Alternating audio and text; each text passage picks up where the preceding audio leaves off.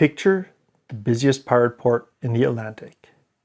Ships packed gunwale to gunwale, warehouses full of plundered sugar and Spanish silver. A harbor so lawless that no naval officer dared enter.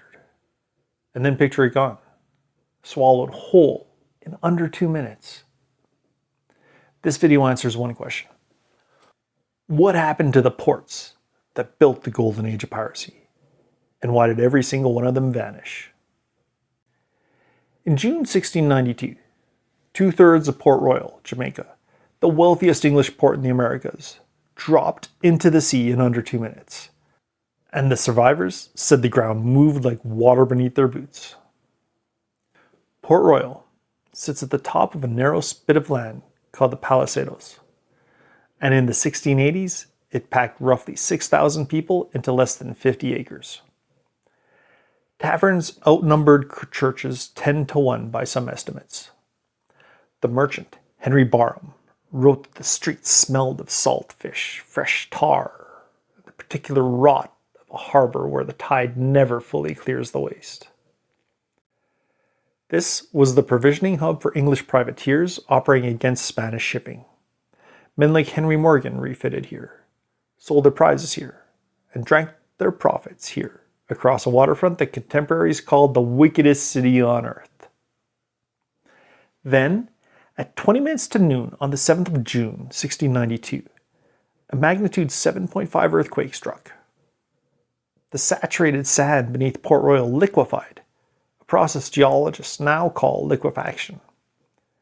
And the northern and western sections of the town slid into the harbor.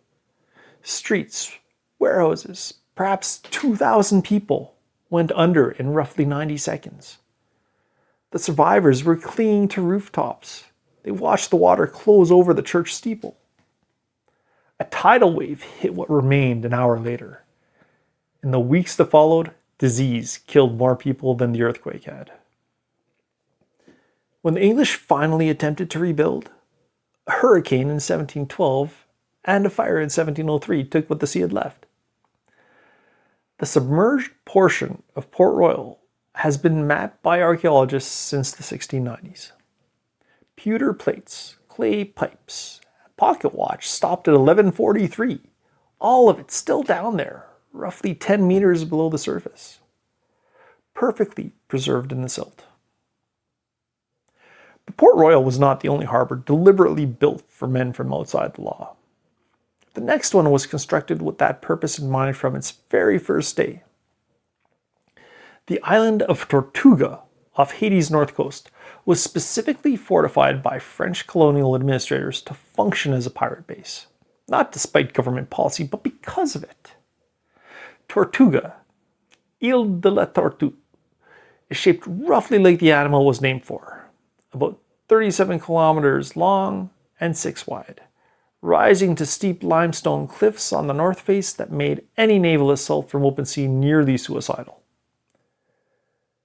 The southern harbor was the working side, careening grounds where hulls could be heeled over and scraped clean, a chandlery, a crude hospital, and an ever-shifting population of French, English, and Dutch buccaneers who had drifted west from Hispaniola. The French West India Company formally occupied Tortuga in 1660 and installed a governor named Bertrand d'Ogeron in 1665. D'Ogeron understood that he had no standing army and no treasury, so he taxed the buccaneers rather than fighting them. He issued letters of marque against Spanish shipping, took his percentage of the prizes, and used the revenue to fund a rudimentary colonial administration. It was governance through controlled piracy, and for nearly 2 decades it functioned. The smell of the careening grounds was something crews dreaded more than battle. Burning pitch applied to the hull, mixed with the stench of whatever sea growth had accumulated below. Men worked in the heat with iron scrapers, the wood hissing when the tar brush came through. Tortuga's relevance died when Sainte-Domingue, the western third of Hispaniola, grew wealthy enough to absorb the buccaneer economy. By the 1690s, Port-de-Paix and later Petit Goâve had replaced Tortuga as the real centers of French Caribbean power. The island didn't sink or burn. It was simply made obsolete, and the buccaneers moved on. Moving the pirates on, however, often just meant they found a new harbor further from European authority, and nowhere was further from European authority than the coast of Madagascar. Off the northeast coast of Madagascar, a small island called Île Sainte-Marie hosted a self-governing pirate settlement so far from European law that some men lived there for decades without ever seeing a naval vessel. Île Sainte-Marie, known to the pirates as St. Mary's Island, sits roughly 8 kilometers off Madagascar's coast and measures perhaps 60 kilometers at its longest. The lagoon on the western side offered calm anchorage and clear visibility down the coral. A captain could spot a dragging anchor before it became a crisis. The surrounding Indian Ocean trade routes were rich targets. Red Sea merchant convoys, Mughal treasure ships, East India Company vessels moving between Bombay and Surat. By the late 1690s, the island had a permanent English-speaking population of around 1,000. Pirates, their Malagasy wives, mixed-race children, and a handful of traders who asked no questions about the provenance of the silks and coin that arrived in the holds. Adam Baldridge ran a fortified trading post here from about 1691, supplying ships from Frederick Phillips' New York merchant network. Phillips sent provisions south. Baldridge sent plundered goods north. It was a transatlantic black market with a fixed address. The most famous resident was Henry Every, who made St. Mary's a refitting stop after seizing the Mughal Emperor's ship Ganji Sawai in 1695, a prize worth somewhere between £325,000 and £600,000 in contemporary valuation. Every vanished into Ireland or England afterward, but his men scattered, and several ended up back on the island. When the Royal Navy finally sent a frigate to investigate in 1699, they found the settlement largely abandoned. The captains had read the wind correctly and gone elsewhere before the warships arrived. Some pirates, though, didn't retreat when the Navy came. They built an entirely new harbor, in a location the British government thought it controlled. Between 1706 and 1718, the town of Nassau on New Providence Island in the Bahamas had no functioning governor, no garrison, and roughly 2,000 pirates operating freely from its harbor. A 12-year gap in British authority that the Colonial Office in London tried to pretend never happened. New Providence's harbor is just deep enough for a sloop and too shallow for a man of war to enter under full draft. An accident of geography that turned the island into a pirate stronghold the moment the Spanish sacked and abandoned Nassau's fort in 1703 and again in 1706. After the second raid, the legitimate colonists mostly left. The pirates moved in and found a ready-made infrastructure, wooden structures, a usable anchorage, and proximity to the shipping lanes between Florida and Cuba. The men who ran Nassau during those 12 years were not disorganized. Benjamin Hornigold, who later became one of Blackbeard's mentors, maintained rough operational code amongst the crews. Charles Vane, Henry Jennings, and the former privateer John Cockram all used the harbor as a base. The waterfront taverns, accounts name places, The waterfront taverns, counts name places like Pirates Republic and several unnamed rum shops. They operate around a constant rotation of ships coming in to sell prizes and ships going out to take new ones. Woodes Rogers arrived in July 1718 with a Royal Navy escort and a pardon in one hand and a warrant list in the other. He hanged 8 men on the Nassau waterfront within 3 months of landing, including a former associate of Hornigold, and the display worked. Most of the remaining pirates took the pardon. The Republic was over. Nassau survived and eventually became a legitimate colonial capital. The pirates' Nassau is gone, buried under 2 centuries of British administrative construction, but the harbor geography that made it useful hasn't changed. Nassau's pirates scattered after 1718, and a significant number of them relocated to a stretch of North American coastline where Blackbeard himself had recently made his most lucrative deal with the colonial governor. Bathtown, North Carolina, established in 1705 as the colony's first official town, was also the port where Governor Charles Eden personally received a cut of Blackbeard's prizes, according to sworn testimony given after the pirate's death. Bathtown sits on the Pamlico River, well inside the labyrinth of barrier islands, inlets, and shallow sounds that made the Carolina coast nearly impassable for deep-keeled naval vessels. The geography suited Blackbeard, whose flagship, Queen Anne's Revenge, drew too much water for these shallows and eventually grounded in Beaufort Inlet in 1718. Deliberately, most historians now think, to reduce crew size and consolidate wealth before negotiating his pardon. Edward Teach, Blackbeard, received his pardon from Governor Eden in June of 1718 and set up a semi-permanent base at Bath. He bought a house on the town's main street, married a local woman named Mary Ormond, his 14th wife by some accounts, in a ceremony that Eden himself is said to have witnessed. He socialized openly. A customs officer named Tobias Knight, who was also Eden's secretary, was later accused of accepting plundered cargo on Blackbeard's behalf and hiding it in his barn. The sworn depositions gathered after Blackbeard's death in November 1718. He was killed in battle at Ocracoke Inlet by Lieutenant Robert Maynard of HMS Pearl. Described Bath as a town where the governor and the pirate kept each other's company without apparent embarrassment. The Virginia colonial government found this arrangement worth a formal investigation.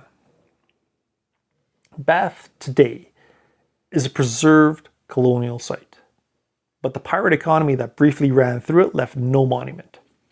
The depositions are in the Colonial Office records in London. The corruption Blackbeard found in Bath was not unusual. Further north, an entire colonial city had been running the same arrangement for a generation, with better tailoring.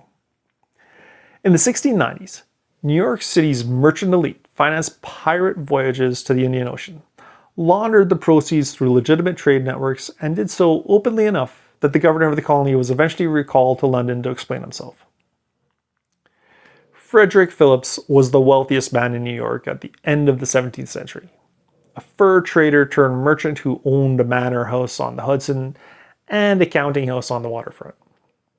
His shipping agent, Adam Baldridge, based at St. Mary's Island in Madagascar, ran the supply line that kept the Indian Ocean pirates provisioned.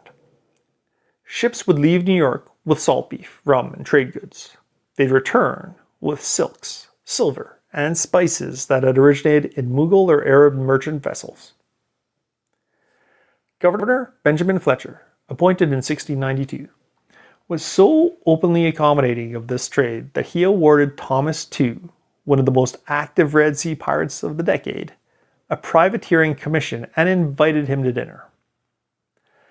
The East India Company complained to London in sustained and detailed correspondence. Fletcher was eventually replaced in 1698, and his successor, Richard Coote, Earl of Bellomont, arrived with specific orders to break up the pirate supply network and arrest its principals. Phillips was investigated but never prosecuted. His connections were too deep. Captain Kidd, who had been commissioned by Bellomont himself to suppress piracy, was arrested instead when his own voyage turned to plunder and hanged at Wapping in 1701. New York's role as a pirate financing hub disappeared not because the merchants reformed, but because the East India Company's lobbying eventually made the trade more legally dangerous than it was profitable. The waterfront shifted to legitimate Atlantic commerce, and the Madagascar connection closed. The East India Company's pressure that cleaned up New York had the opposite effect further east. It pushed desperate men toward a harbor that had been sheltering outlaws since the Portuguese first charted it.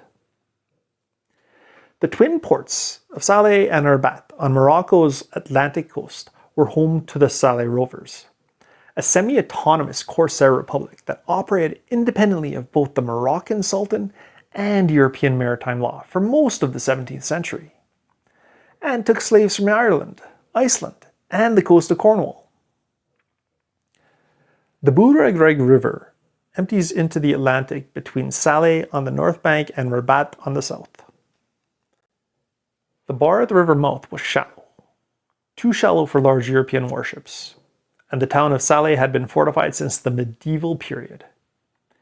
In 1627, a community of Moriscos expelled from Spain established what contemporaries called the Republic of Bouregreg, a governing council that issued its own letters of marque and collected its own prize duties. The Salé rovers' range was extraordinary. Jan Jansoen, a Dutch renegade who converted to Islam and took the name Murad Reis the Younger, raided Iceland in 1627, taking roughly 400 people as captives. The following decade saw raids on the Irish village of Baltimore in 1631. Between 100 and 200 people taken in a single night, organized from the same harbor. Daniel Defoe gave Robinson Crusoe a Salé capture as his own origin story, precisely because it was a recognizable terror to English readers. The Corsairs operated in small, fast vessels, half-galleys that could row in a calm when a sailing ship was becalmed, and their ability to take coastlines with no wind made them unpredictable in a way that conventional pirates were not. The Republic of Bouregreg was formally absorbed into the Moroccan Alawite Sultanate in 1668, and the Corsair economy gradually wound down through the early 18th century. The ports of Salé and Rabat still exist. Rabat is now Morocco's capital, but the Republic's structure and its particular economy of human captives and Atlantic raiding is gone completely. The Salé rovers took their prisoners westward by default. The next port made its entire economy out of directing captives in the other direction, and the pirates who worked it knew exactly what they were supplying. The port of Ouidah, on the Benin coast of West Africa, was not a pirate port, but between roughly 1700 and 1730, it was the single most important destination for pirate-supplied goods and the departure point for the slave ships that pirates occasionally, selectively, and profitably chose to either attack or assist. Ouidah had no natural harbor. Ships anchored in open roadstead and transferred cargo through the surf in large dugout canoes handled by local specialists who could read the Atlantic break better than any European sailor. The passage through the surf was genuinely dangerous. Accounts from the period described canoes swamping in the break, cargo lost, men drowned.